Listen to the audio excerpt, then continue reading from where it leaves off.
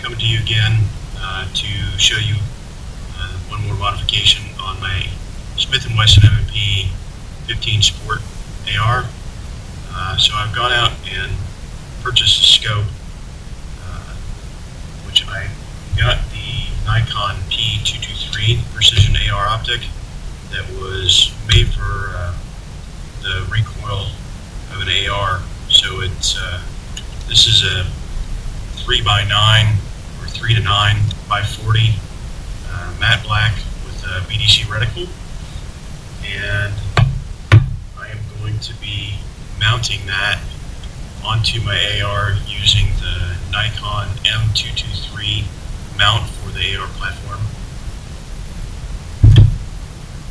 So I also went out and purchased, while I was getting those items, a couple of the Butler Creek flip open optics protection. So the first thing I'm going to do is I'm going to get these installed onto my scope so that I can make sure that the optics are protected while I'm working on this. First of all, so the Nikon P223 3-to-9x40 scope, it's got your standard turrets that are on top and on the side for windage and elevation, and comes with the standard bra style protection. But like I said, I'm going to be replacing that with Butler Creek flip open, and then getting it mounted in my M223 mounting hardware. So these Butler Creek protections are actually really inexpensive. They cost me $8 to $9, depending upon whether or not you get just the standard flip with the thumb or the trigger release. So I got the trigger release for the rear optic and the standard thumb release for the front. So these have a rubber collar to them, which is pretty flexible. So it's when you're purchasing these, make sure you have your scope with you so that you can size these appropriately. They make them for pretty much every scope out there, so you can just slide those on. They're nice and snug. You want to make sure that you line them up real well so that when you're flipping them open, they go where they're supposed to, which essentially is up, and then putting on the one for my side optic. There you go. So these are not waterproof, but they are obviously water resistant. Protect your scope optics for dust and weather. And as you can see, with the thumb trigger and then thumb release on the front. So now mount that in the M223. So I've pretty much taken everything apart here.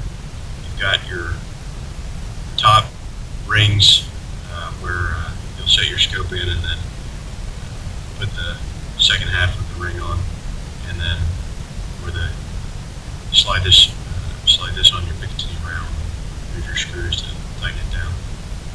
So when you're doing this, you want to make sure, or at least the way I'm doing it is, I'm going to be number one, centering this up so that my windage and elevation turrets are pretty much in the center of my two rings, and also want to make sure, at least again I do, that when I'm putting the rings on here and getting the screws put in, you want to get it nice and tight so that your scope doesn't shift around while you're firing.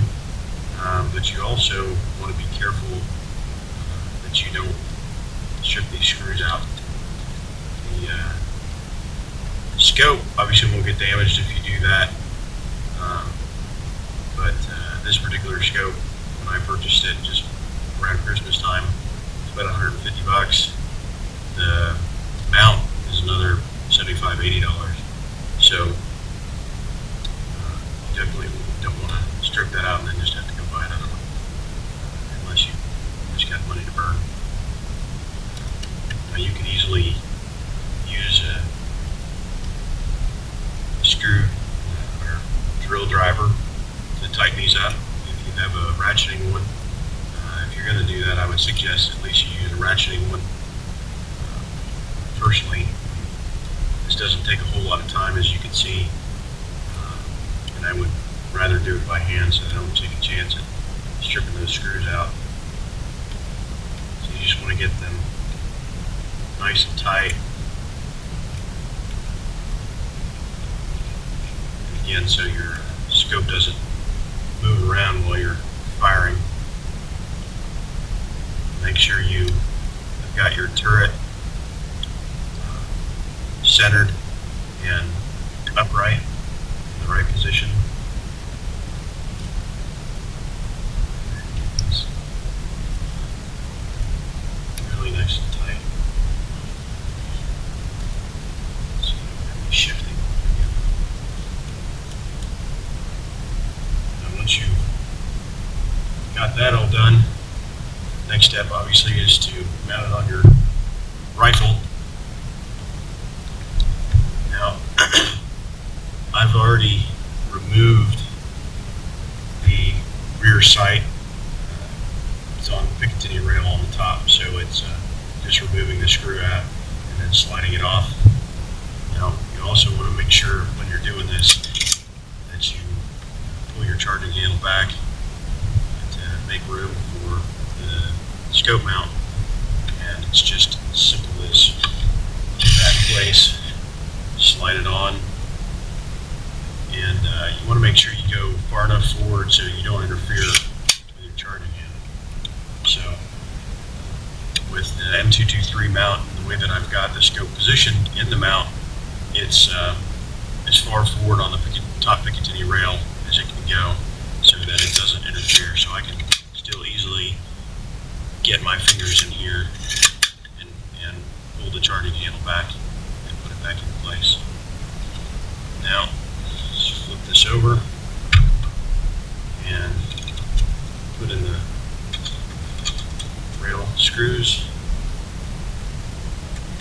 the X driver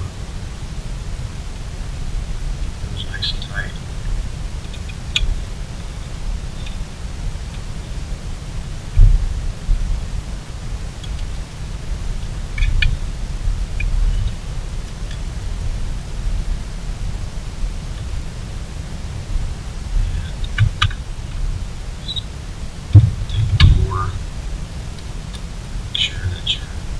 Nice and tight. Torque those real quick just to check them.